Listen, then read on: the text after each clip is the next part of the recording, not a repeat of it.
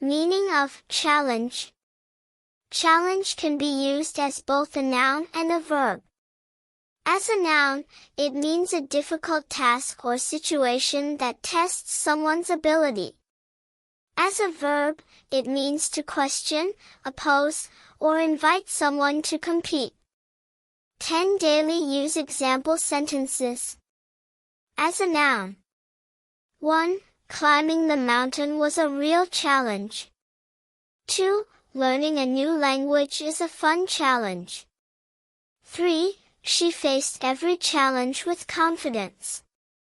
4. Time management is a common challenge for students.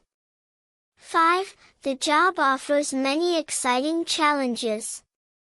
As a verb. 6. He challenged me to a game of chess. 7. She challenged the final decision.